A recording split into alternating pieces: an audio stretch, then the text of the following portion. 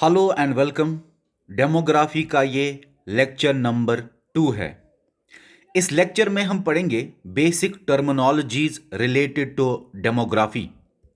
सबसे पहले हम देखते हैं डेमोग्राफी ही क्या होता है। वैसे हमने ये पढ़ाया है आपको कि इन शॉर्ट आप कह सकते हो ह्यूमन पॉपुलेशन की स्टडी को डेमोग्राफी बोलते हैं। उसके बाद डेमोग्राफिक ट्रांजिशन क्या है, आपने ये भी शायद पढ़ा ही है थोड़ा सा।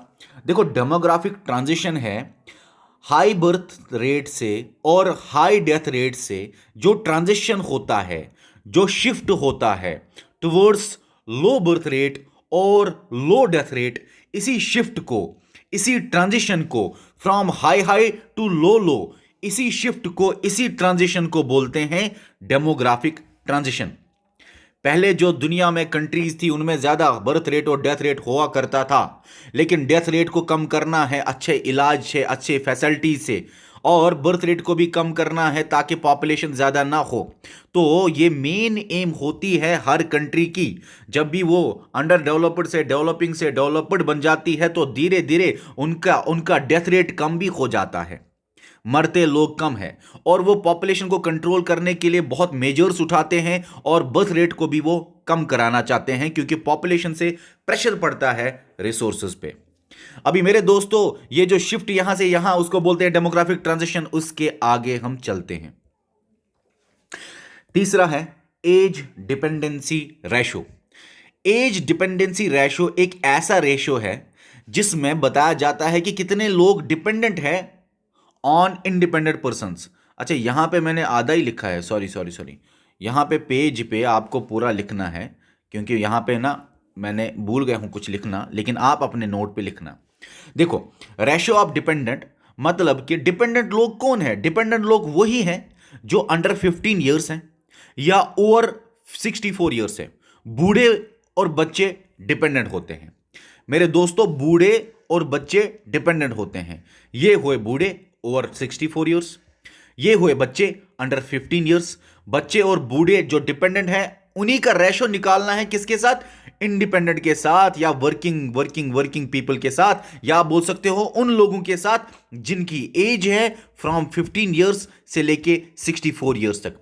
आपको अपने नोट में सिर्फ इतना ही लिखना है, ratio of dependent and independent. Independent या लिखना है आपको वर्किंग, और ब्रैकेट में आपको लिखना है 15 ईयर्स से लेके जो 64 ईयर्स तक एज है, जिनकी एज 15 से लेके 64 है, वही है वर्किंग पीपल। ठीक है ना? ओके। तो नॉन वर्किंग और वर्किंग का रेशो जो है वही है एज डिपेंडेंसी रेशो। इसके बारे में आगे भी आपको क्लियरिटी मिलेगी लास्ट में। बर्थ रेट और क्रूड बर्थ रेट क्या है? देखो, बर्थ रेट और क्रूड बर्थ रेट बताया जाता है एक ही है, और इसका मतलब क्या है? नंबर ऑफ लाइव बर्थ्स पर 1000 population in A given year. एक दिए हुए साल में पर 1000 पॉपुलेशन में कितने नंबर ऑफ लाइव बर्थ्स है, उसी को बोलते हैं बर्थ रेट। अब है डेथ रेट, या आप बोल सकते हो क्रूड डेथ रेट। ये क्या है? नंबर ऑफ डेथ्स पर 1000 population in A given year. एक साल में पॉपुलेशन अगर 1000 है, इतना, उसी 1000 पॉपुलेशन में कितने मरे, इस दुनिया से चले गए, नंबर ऑफ डेथ्स पर 1000 population in A given year, इसको बोलते हैं डेथ रेट। अभी बर्थ रेट और डेथ रेट आपको आगे वाइटल स्टैटिस्टिक्स में भी पढ़ना पड़ता है, ठीक है। अभी देखो, जहां पे आप थोड़ा सा मैथमेटिकली देखोगे, और हमेशा हर बच्चे के दिमाग में कंफ्यूजन होता है, ये इनटू 1000 क्यों है, इनटू 100 क्यों नहीं है, और इनटू 1000 ही, यहां तो पर बोलते हैं, वहां तो डिवाइड बाय 1000 होता है। वैसे जिनको बेसिक मैथमेटिक्स आता है उनको पता होगा। चलिए आगे पहले चलते हैं। फिलहाल हम सिर्फ टर्मिनोलॉजीज को डिस्कस करते हैं। बेसिक टर्म्स को हम एक लाइन में, दो लाइन में आपको समझाना चाहते हैं। अभी है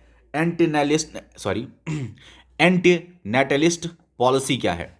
ये पॉलिसी है गवर्नमेंट की, जिसमें गवर्नमेंट चाहता है कि वो पॉपुलेशन को कम करे। एंटीनेटलिस्ट, पॉपुलेशन जो बच्चे हैं वो कम हो जाए। एंटीनेटलिस्ट, तो पॉपुलेशन को कम करने की पॉलिसी है एंटीनेटलिस्ट पॉलिसी। अब पॉपुलेशन को कम करने मतलब कि लोगों को मारेंगे तो नहीं गवर्नमेंट पॉपुलेशन कम करके ना, नंबर ऑफ बर्थ्स को ही कम करेंगे। जो ये एंटीनेटलिस्ट है, इससे दूर से आपको पता चलता होगा, by decreasing number of births. ठीक है, अगर सवाल आए गवर्नमेंट की वो पॉलिसी जिसमें वो नंबर ऑफ बर्थ्स को डिक्रीज कर रहा है, वो क्या होता है? एंटीनेटलिस्ट। गवर्नमेंट की वो पॉलिसी जिसमें वो स्लो करना चाहता है पॉपुलेशन को, उसको क्या बोलते हैं? एंटीनेटलिस्ट पॉलिसी। दूसरा है इसका opposite, pro netlist policy. Pro netlist policy मतलब इसमें गवर्नमेंट रेज करता है पॉपुलेशन ग्रोथ को, या रेज करता है पॉपुलेशन को। इसमें आपको याद रखना है कि इसमें इंक्रीज होता है number of births. Government increase करता है यहां पे नंबर ऑफ बर्थ्स, यहां पे डिक्रीज करता है नंबर ऑफ बर्थ्स। उसके बाद हमको पढ़ना है एबॉर्शन रेशो। एबॉर्शन जो होते हैं, आपको पता है एबॉर्शन क्या होता है? अब एबॉर्शन रेशो क्या है? नंबर ऑफ एबॉर्शंस पर 1000 लाइव बर्थ्स इन ए गिवन ईयर। दिए हुए साल में, एक दिए हुए साल में 1000 जो बर्थ्स होते हैं उसमें कितने एबॉर्शन किए गए। एबॉर्शन मतलब होता है प्रेगनेंसी को खत्म करना। देखो भाई, कितने प्रेगनेंसीज को खत्म किया गया, कितने एबॉर्शंस किए गए पर 1000 लाइव बर्थ्स। ठीक है ना, जो बर्थ्स हुए उसमें से कितने एबॉर्शन हुए। ओके, उसके बाद है माइग्रेशन क्या होता है। देखो, ह्यूमन माइग्रेशन की बात करते हैं हम, अगर डेमोग्राफी की बात करें। ह्यूमन माइग्रेशन, वैसे माइग्रेशन एनिमल्स और बर्ड्स के साथ भी रिलेटेड है, लेकिन ह्यूमन माइग्रेशन क्या है? Movement of people from one place to another. बहुत आसान है, लेकिन लेकिन लेकिन लेकिन लेकिन माइग्रेशन या तो टेम्पोररी होगा या तो परमानेंट होगा। ये परमानेंट नहीं होता इमिग्रेशन और इमिग्रेशन की तरह। इन शॉर्ट इतना ही आपको याद रखना है, माइग्रेशन टेम्पोररी या परमानेंट हो सकता है। माइग्रेशन मतलब पीपल का मूव करना एक जगह से दूसरी जगह। अब ये इंटरनल हो सकता है, जिसमें स्टेट से कंट्री के अंदर की बातें हैं। एक्सटर्नल हो सकता है या इंटरनेशनल हो सकता है, कंट्री के बाहर की बातें हैं। Country to country external, country के अंदर स्टेट्स के आपस में माइग्रेट करना, उसको बोलते हैं इंटरनल। ओके, इसको एक्स माइग्रेशन भी बोलते हैं, इन माइग्रेशन भी बोलते हैं। ठीक है ना, इंटरनल कभी कभी बोलते हैं, इन माइग्रेशन भी इसको बोलते हैं, एक्सटर्नल माइग्रेशन को कभी कभी एक्स माइग्रेशन भी। अब हम बात करें इमिग्रेशन। माइग्रेशन में ही ये चीजें आपको देखने को मिलेंगी। इमिग्रेशन, इमिग्रेशन क्या है? माइग्रेशन ही है, मूवमेंट ही करना है। लेकिन यहां पे एक बात याद रखनी है, इमिग्रेशन परमानेंट होता है। और ई से इमिग्रेशन, ई से एग्जिट। फॉर एग्जाम्पल यहां पे मैं आपको एग्जाम्पल दूंगा मेरे दोस्तों। ये आपकी कंट्री है और आपकी कंट्री के हिसाब से ही आपको इमिग्रेशन पढ़ना है, इमिग्रेशन पढ़ना है। तो आप याद रख लीजिए, इमिग्रेशन क्या है? इमिग्रेशन है इस जगह से एग्जिट करना। जब लोग कंट्री के बाहर जाते हैं तो लोगों ने इस कंट्री से इमिग्रेट किया। ई मतलब एग्जिट होना, एक कंट्री से वो लीव कर रहे हैं, एग्जिट कर रहे हैं, वही है इमिग्रेशन मेरे दोस्तों। एग्जिट या living an area, area country हो सकता है या स्टेट भी हो सकता है, लेकिन कंट्री ही ज्यादातर लिया जाता है। अगर स्टेट हो कभी, तब उसको बोलते हैं इंटरनल इमिग्रेशन या इन इमिग्रेशन। ठीक है, अच्छा, ये तो इमिग्रेशन है। अब आई सुनो, आई का मतलब इन होना, ई का मतलब एग्जिट होना। आपकी कंट्री है, आप यहां से इमिग्रेट कर रहे हो, बाहर कंट्री में जा रहे हो या किसी भी कंट्री में, तो आपने इस कंट्री में क्या किया? इमिग्रेशन, ई लिखा हुआ है, इमिग्रेशन। जिस एरिया से आप निकले, जिस एरिया से आपने इमिग्रेशन किया, उसको बोलते हैं एरिया ऑफ ऑरिजिन। जिस कंट्री में आप गए, अब उधर आप गए, उधर आप इन हुए। इन का मतलब उधर आपने ई नहीं किया, इमिग्रेशन नहीं किया, उधर आपने आई किया, इमिग्रेशन किया। अब जिस कंट्री में आप एंटर हुए, उस कंट्री को बोलते हैं एरिया ऑफ डेस्टिनेशन। और मेरे दोस्तों, ये माइग्रेशन और इमिग्रेशन में बेसिक डिफरेंस यही है, ये परमानेंट ही होता है। माइग्रेशन मतलब उधर इधर से जाना, इमिग्रेशन मतलब कंट्री से बाहर निकलना। लेकिन बाहर निकलना, एग्जिट करना, लीव करना कंट्री से, यहां से एग्जिट करना, इमिग्रेशन तो हुआ, लेकिन ये परमानेंटली होता है। लिखा है परमानेंट, कंट्री से बाहर निकला।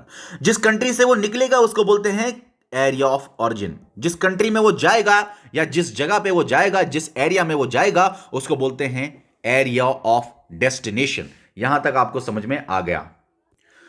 अब जिस कंट्री से वो जाएगा, वो कोई ना कोई रीजन होगा वहां से निकलने को, इमिग्रेशन करने को, कंट्री से बाहर निकलने को कोई ना कोई रीजन होगा, तो उसको बोलते हैं पुश फैक्टर। या कोई दूसरा रीजन हो सकता है, दूसरी कंट्री में जिसमें जाना है, वहां से वो कंट्री उसको पुल कर रही है, उसको बोलते हैं pull factor. In short, immigration या इमिग्रेशन, आई मतलब या ई मतलब, ये दोनों होते हैं या तो पुश फैक्टर से या तो पुल फैक्टर से। पुश फैक्टर हुआ जिस कंट्री से वो निकले उधर का रीजन, पुल फैक्टर हुआ जिस कंट्री में उसको जाना है उस कंट्री का रीजन। फॉर एग्जाम्पल, ये कंट्री में पुश फैक्टर कौन कौन सा हो सकता है, इस कंट्री में वो क्यों निकल रहा है, एरिया ऑफ ऑरिजिन से क्यों निकल रहा है, इमिग्रेशन क्यों कर रहा है, और यहां पे वो आई कर रहा है, इन कर रहा है, यहां पे वो एग्जिट कर रहा है, ठीक है ना, एग्जिट हो रहा है, यहां पे इन होता है। ओके, इन अभी बाद में समझाऊंगा, रुको। तो यहां से निकलने के रीजन बहुत सारे हो सकते हैं। पुश फैक्टर्स कौन कौन से हैं, अनएम्प्लॉयमेंट, आप अपने नोट्स में लिख सकते हो, अगर आप नोट बनाते हो तो लिखो आप, पुश फैक्टर कौन कौन सा होता है। पुश फैक्टर अनएम्प्लॉयमेंट हो सकता है मेरे दोस्तों, यहां पे अनएम्प्लॉयमेंट होगी, इसी कंट्री में कम अपॉर्चुनिटीज होगी, ठीक है ना, किसी भी चीज के लिए इसी कंट्री में। फॉर एग्जाम्पल, पॉलिटिकल या रिलीजियस प्रॉब्लम्स हो सकती हैं रिलीजन की वजह से, या पॉलिटिकल पार्टीज या पॉलिटिकल प्रेशर की वजह से। इस कंट्री में ये भी सच है, मजाक नहीं है, सच है, इस कंट्री में शादी मिलना बहुत मुश्किल है। यह भी हो सकता है कि नहीं मिल रहा है, नहीं मिल रहा है, suppose SPOUSE, suppose for marriage, ठीक है ना, पेयर नहीं मिल रहा मैरिज के लिए। या ये कंट्री फॉलिंग इकोनॉमी है, कम इकोनॉमी दिन ब दिन कम हो रही है, या इस कंट्री में टेररिज्म हो सकता है, या इस कंट्री में फेमाइन हो सकता है, या इस कंट्री में ड्रॉट हो सकता है, या इस कंट्री में ओवर पॉपुलेशन हो सकता है, या इस कंट्री में और सारी प्रॉब्लम्स जो आपके दिमाग में एक्स्ट्रा आ सकती हैं वो हो सकते हैं।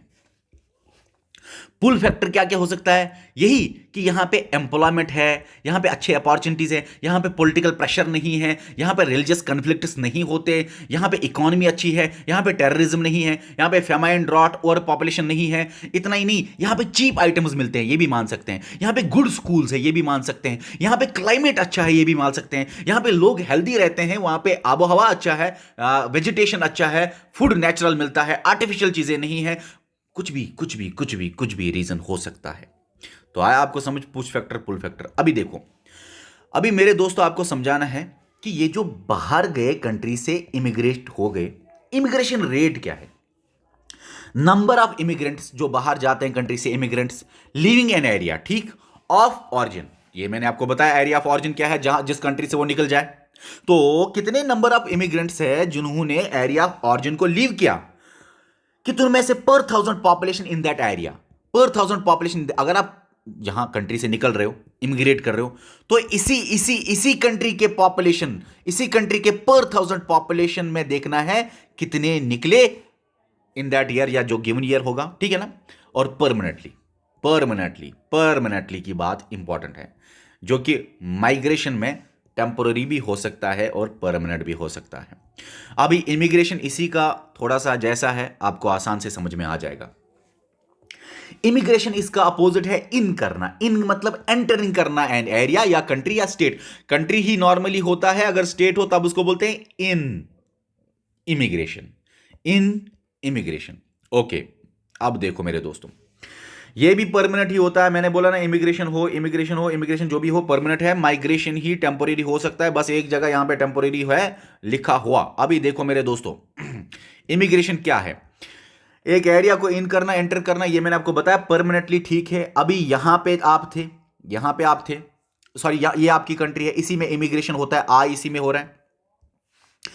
अभी कोई बाहर कंट्री से यहां आ रहा है, तो इस कंट्री में कोई आया इस टाइम मतलब इन हुआ इस टाइम मतलब एंटर हुआ, मतलब इमिग्रेशन, मतलब इमिग्रेशन। अब जिस कंट्री से वो निकला होगा ऑटोमेटिकली उधर से वो एग्जिट हुआ होगा, इमिग्रेशन। अभी जिस कंट्री में वो पहुंच गया, इमिग्रेट हुआ, उस कंट्री को क्या बोलेंगे, एरिया ऑफ डेस्टिनेशन। और इधर भी पुल फैक्टर हो सकता है, इधर भी कंट्री में आने का, इमिग्रेट करने का पुल फैक्टर हो सकता है, उस कंट्री से निकलने का पुश फैक्टर हो सकता है। सेम टू सेम है, एक जैसी बात है। अभी समझो इस बात को, यहां पे इमिग्रेशन में आप कंट्री में आ रहे हो, यहां पे आप कंट्री से जा रहे हो, एरिया ऑफ डेस्टिनेशन में आ रहे हो, एरिया ऑफ ऑरिजिन से निकल रहे हो, सिर्फ इतनी सी बात है। Immigration rate, pull factor push factor जो मैंने आपको बताया वही है। इमिग्रेशन रेट ये क्या है, इमिग्रेंट्स इन एंटर कितने हुए, number of immigrants entering an area of destination, area of destination में कितने एंटर हुए, एरिया ऑफ ऑरिजिन को जिधर से निकलते हैं, एरिया ऑफ डेस्टिनेशन में कितने एंटर हुए पर थाउजेंड, पॉपुलेशन एट डेस्टिनेशन, ये बहुत इंपॉर्टेंट है, पॉपुलेशन एट डेस्टिनेशन, 1000 लोगों में से, डेस्टिनेशन के 1000 लोगों में से जिसमें इमिग्रेशन हो रहा है, उसी एरिया के 1000 लोगों में से कितने इमिग्रेंट्स एंटर हुए पर ईयर परमानेंटली। ओके, अभी मेरे दोस्तों जो आए कंट्री में और जो चले गए कंट्री में, जो आए और जो चले गए उन्हीं का माइनस अगर आप करते हो एक साल में, इन ए गिवन ईयर में, उसको बोलते हैं नेट माइग्रेशन। उसके बाद आपको सीखना है डेमोग्राफिक बोनस क्या होता है, डेमोग्राफिक डिविडेंड क्या होता है, डेमोग्राफिक बर्डन क्या होता है, हम इस बात को समझेंगे। तो सुनो मेरे दोस्तों, डेमोग्राफिक बोनस क्या होता है। यहां पे प्रोडक्टिव एज जो होती है ना, एक सेकंड मैं देखूं कितने पेज हो गए। अच्छा, ठीक है, done done done done done. तो ठीक है, तो मैं आपको बता रहा हूं डेमोग्राफिक बोनस क्या है। डेमोग्राफिक बोनस है यहां पे प्रोडक्टिव एज या जो पॉपुलेशन है प्रोडक्टिव वाली, जो मैंने आपको बोला पहले, जो मैंने आपको पहले बोला, याद करो ये बात जब मैंने आपको बताया एज डिपेंडेंसी रेशो, ये जो है ना ये डिपेंडेंट है, ये नॉन प्रोडक्टिव पीपल है, ये चाइल्ड है अंडर 15 ईयर्स और ओवर 64 ईयर्स बूढ़े हैं, इसको बोलते हैं नॉन प्रोडक्टिव। ये नॉन प्रोडक्टिव है, ये डिपेंडेंट है, और इन्हीं डिपेंडेंट का अगर आप निकालते हो प्रोडक्टिव के ऊपर रेशो, नॉन प्रोडक्टिव का विद रेस्पेक्ट टू प्रोडक्टिव, वो क्या है, वो मैंने आपको बोला dependency ratio, age dependency ratio. अब यहां पे बात हम करेंगे डेमोग्राफिक बोनस क्या है। अगर यही प्रोडक्टिव वाले, यही पॉपुलेशन वर्किंग वाले ज्यादा है than non productive age population, non productive मतलब यही बूढ़े और बच्चों से ज्यादा अगर जवान है, वर्किंग लोग है, अगर नॉन वर्किंग से ज्यादा है, उसको बोलते हैं डेमोग्राफिक बोनस। डेमोग्राफिक बोनस जो है जब ये ज्यादा लोग होते हैं एक कंट्री में, एक जगह पे जो काम करने वाले हैं, तो वो दिन ब दिन ग्रो हो जाएगी, उसकी इकोनॉमिक ग्रो हो जाएगी, वो उनका प्रॉफिट ज़्यादा हो जाएगा। इसीलिए उस सिचुएशन को बोलते हैं डेमोग्राफिक डिविडेंड भी। आपको पता है डिविडेंड क्या होता है, प्रॉफिट का ही निकलता है ना डिविडेंड। तो इन शॉर्ट इतना ही याद रखना है, कभी आएगा आपको डेमोग्राफिक डिविडेंड क्या होता है। डेमोग्राफिक डिविडेंड यही है, डेमोग्राफिक बोनस की जब सिचुएशन हो जाए। डेमोग्राफिक डिविडेंड क्या है, जब प्रोडक्टिव एज पॉपुलेशन, जब वर्किंग एज ग्रुप्स, जब जवान ज्यादा हो और नॉन प्रोडक्टिव बूढ़े और बच्चे कम हो, उसको बोलते हैं डेमोग्राफिक बोनस। और इसी सिचुएशन को बोलते हैं डेमोग्राफिक डिविडेंड भी। क्यों डिविडेंड, क्योंकि प्रॉफिट ज्यादा होती है कंट्री में अगर कि ज्यादा वर्किंग वाले पीपल हो, बूढ़े बच्चे कम हो, जो जिनसे इकोनॉमी ज्यादा नहीं बढ़ती। डेमोग्राफिक बर्डन क्या है, बर्डन का मतलब है अगर प्रोडक्टिव एज जो है, जो जवान है, वर्किंग पॉपुलेशन है, वर्किंग पीपल है, वो कम है देन नॉन प्रोडक्टिव या नॉन वर्किंग, बूढ़े बच्चे यहां पे आते हैं ज्यादातर, इसको बोलते हैं डेमोग्राफिक बर्डन दोस्तों। अब है डबलिंग टाइम। डबलिंग टाइम होता है वो टाइम या वो नंबर ऑफ ईयर्स, वो टाइम या वो number of years required to double population at a given area, अगर at a given growth rate in a particular area, किसी भी एरिया में। देखो सुनो मेरे दोस्तों, फॉर एग्जाम्पल ये कोई एरिया है, ये कोई कंट्री है, डबलिंग रेट इस कंट्री का क्या है, फॉर एग्जाम्पल इस टाइम इसकी कोई ग्रोथ रेट है, पॉपुलेशन की कोई ग्रोथ रेट है, इस टाइम किसी रेट से पॉपुलेशन ग्रो हो रहा है, और इसी रेट को दिमाग में रखते हुए कितने साल लगेंगे to double the population of this area of this country, उसी को बोलते हैं, उन्हीं सालों को या उसी टाइम को बोलते हैं डबलिंग टाइम। ब्रेन ड्रेन क्या है दोस्तों, जब इमिग्रेशन होता है एक कंट्री से, जब बाहर लोग जाते हैं, ई मतलब इमिग्रेशन करना, वहां पे होगा आई, एंटर इन हो गए वहां पे, मुझे पता है। लेकिन इस कंट्री में, जो आपकी कंट्री है, जब इस कंट्री को रेफरेंस लेते हैं, ये जो इमिग्रेशन इस कंट्री से होगा, ये लोग जो बाहर जाने वाले इमिग्रेंट्स हैं, अगर ये हाईली स्किल्ड होंगे, एजुकेटेड होंगे, अच्छे प्रोफेशनल्स होंगे, डॉक्टर्स होंगे, इंजीनियर्स होंगे, साइंटिस्ट्स होंगे, तो हमारी कंट्री से अगर ये निकलेंगे, इमिग्रेशन तो करेंगे, लेकिन उसी इमिग्रेशन को उस टाइम बोलते हैं हमारी कंट्री से हुआ brain drain. Okay, sex ratio आपको पता है, नंबर ऑफ फीमेल्स पर 1000 मेल्स, अगर फॉर एग्जांपल 1000 मेल्स है, उसमें फॉर एग्जांपल 990 फीमेल्स है, इसी रेशो को बोलते हैं सेक्स रेशो। फीमेल्स का कितना नंबर है पर 1000 मेल्स, वही है sex ratio in A population. Okay, अब है सोशल मोबिलिटी। सोशल मोबिलिटी आपको पता ही है, मोबिलिटी हुआ मूवमेंट करना। अभी मेरे दोस्तों, मूवमेंट करना एक इंडिविजुअल का, इसको बोलते हैं सोशल मोबिलिटी। लेकिन आपके दिमाग में होगा शायद सोशल मोबिलिटी वही होता है जब एक बंदा दूसरी जगह मूवमेंट करता है, ऐसे ही नहीं। सोशल मोबिलिटी होता है जब वो एक जगह, एक सोशल जगह से दूसरी सोसाइटी में, या एक सोसाइटी में दूसरी सोसाइटी में जाता है, एक सोशल ग्रुप में दूसरे सोशल ग्रुप में पहुंच जाता है, तो उसको बोलते हैं सोशल मोबिलिटी। अब एक याद रखो, ये सोशल मोबिलिटी, अगर एक जगह से दूसरी जगह इंसान जाए, मूवमेंट करे इंडिविजुअल, लेकिन इसके सोशल स्टेटस में कोई फर्क नहीं पड़ेगा।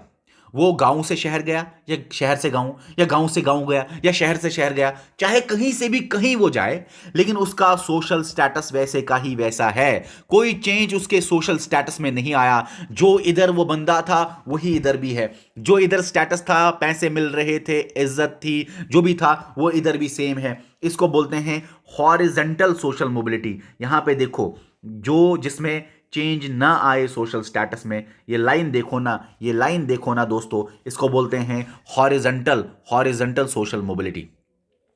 लेकिन अगर एक बंदा है, वो फॉर एग्जाम्पल चला गया गांव से शहर, और उसका अगर मैं ऐसे करूं, एक इंसान है, वो चला गया गांव से शहर, और फॉर एग्जाम्पल, या शहर से गांव आया, लेकिन उसके सोशल स्टेटस में चेंज आया, और चेंज आया अपवर्ड चेंज आया, मतलब सोशल स्टेटस उसका अच्छा हुआ है। उसकी अच्छी जॉब लगी, वो शहर गया, उसके अच्छे बिजनेस चला, वो शहर गया, वो ज़्यादा पैसे कमाने लगा, वो शहर गया। ठीक है, नॉर्मली इसी तरह होता है कि अगर वो गांव से शहर जाए तो उसका जॉब लग जाता है। लेकिन ऐसा नहीं याद रखना कि सोशल मोबिलिटी होता है हमेशा गांव से शहर, ना ना ना। शहर से गांव भी अगर कोई आए, वो भी सोशल मोबिलिटी है। अरे गांव गांव छोड़ो ना, शहर शहर भी अगर कोई अपना सोशल स्टेटस चेंज करता है, वो भी सोशल मोबिलिटी है। तो सुनो मेरे दोस्तों, या सोशल स्टेटस चेंज भी ना हो जाए, वो भी सोशल मोबिलिटी है। बस एक सोशल ग्रुप से दूसरे सोशल ग्रुप की तरफ वो जाना चाहिए। अभी देखो ना, अगर वो शहर से ही गांव आता है, शहर से ही गांव आता है, उसको बोलते हैं मेरे दोस्तों डाउनवर्ड सोशल मोबिलिटी। अभी एक बात याद रखो, एक था हॉरिजॉन्टल सोशल मोबिलिटी, जिसमें इसकी सोशल स्टेटस में कोई चेंज नहीं आता। लेकिन जिसमें ये अपवर्ड है सोशल मोबिलिटी, या डाउनवर्ड है सोशल मोबिलिटी, इसको बोलते हैं, इस लाइन को, हॉरिजॉन्टल के वर्टिकल सोशल मोबिलिटी। अब इन शॉर्ट याद रखो मेरे दोस्तों, सोशल मोबिलिटी दो ही तरह का है। एक है हॉरिजॉन्टल, वैसे बहुत सारे हैं, लेकिन मेन दो टाइप्स का है। एक है हॉरिजॉन्टल सोशल मोबिलिटी, जिसमें सोशल स्टेटस में कोई चेंज ना आए, हॉरिजॉन्टल लाइन। दूसरा है वर्टिकल सोशल मोबिलिटी, जिसमें सोशल स्टेटस में इंसान को चेंज आए जब वो एक जगह से दूसरी जगह जाए। अभी जो ये वर्टिकल सोशल मोबिलिटी है, वो दो तरह का है। एक है अपवर्ड सोशल मोबिलिटी, जब वो गांव से शहर जाए, एग्जांपल, जिसका सोशल स्टेटस ज्यादा हो जाए, अच्छा हो जाए। दूसरा है डाउनवर्ड सोशल मोबिलिटी, इसी वर्टिकल सोशल मोबिलिटी का यह टाइप है। डाउनवर्ड सोशल मोबिलिटी वो सोशल मोबिलिटी है जिसमें उसका सोशल स्टेटस कम हो जाता है। मेरे दोस्तों, लिटरेसी क्या है? लिटरेसी है 7 साल या 7 ईयर्स से ज्यादा, और इक्वल टू का मतलब 7 साल। 7 साल, ओके, या 7 साल से ज्यादा अगर कोई बच्चा है, और वो पढ़ सकता है और लिख सकता है, और वो अंडरस्टैंड कर सकता है कोई भी लैंग्वेज, कोई भी एक लैंग्वेज, पढ़ सकता है कोई भी एक लैंग्वेज, लिख सकता है कोई भी एक लैंग्वेज, समझ सकता है कोई भी एक लैंग्वेज, और 7 साल से बड़ा है, उसको बोलते हैं वो लिटरेट है। अभी लिटरेसी में भी 2 रेट्स आपको याद रखनी है। लिटरेट जो है वो मैंने आपको बताया, ये है लिटरेट। यहां पे लिटरेट लिखना बेहतर रहता। अभी देखो लेकिन लिटरेसी, मेरे दोस्तों देखो, लिटरेसी रेट के 2 टाइप्स है। एक है क्रूड लिटरेसी रेट, दूसरा है effective literacy rate. Crude literacy rate वो लिटरेसी रेट है जिसमें आप ऐसे निकालते हो, क्या? नंबर ऑफ लिटरेट, कितने हैं literate, divided by total population in a year. कितने लिटरेट है, पढ़े लिखे कौन है, ये मैंने आपको बता दिया, divided by total population of the year into 100। मगर यहां पे नंबर ऑफ लिटरेट, ये यहां पे काउंट नहीं किया जाता, ये 7 साल, ये वाला पॉइंट नहीं कवर किया जाता इसमें, क्रूड लिटरेट रेट में। अगर इफेक्टिव लिटरेट की बात करें तो ये वाला पॉइंट कवर किया जाता है, समझो इस बात को। इफेक्टिव लिटरेसी रेट क्या है? नंबर ऑफ लिटरेट मगर इक्वल टू 7 ईयर्स और greater than 7 years, divided by वो पॉपुलेशन जो 7 साल से बड़ी है या 7 साल से इक्वल टू है इन ए गिवन ईयर इनटू 100। वो है मेरे दोस्तों effective literacy rate. Effective literacy rate में ये वाला पॉइंट कंसिडर किया जाता है। क्रूड लिटरेसी रेट में ये पॉइंट कंसिडर नहीं किया जाता है। क्रूड बोलता है कि कितने पढ़े लिखे हैं, ये पॉइंट ही कंसिडर नहीं किया जाता। Divide by total population in a year into 100। Effective में कितने पढ़े लिखे हैं मगर ग्रेटर या इक्वल टू 7 ईयर्स के होने चाहिए। डिवाइडेड बाय कितनी पॉपुलेशन है मगर वो पॉपुलेशन कौन सी वाली, ग्रेटर या इक्वल टू 7 ईयर्स होने चाहिए एक साल में इनटू 100, वही बोलता है effective literacy rate. Population density क्या होता है मेरे दोस्तों? देखो, पॉपुलेशन डिस्ट्रीब्यूशन एक अलग चीज़ है कि डिस्ट्रीब्यूट किस तरह से पॉपुलेशन है। एक जगह पे ज़्यादा है, दूसरी जगह पे कम है। जहाँ पे ज़्यादा अच्छा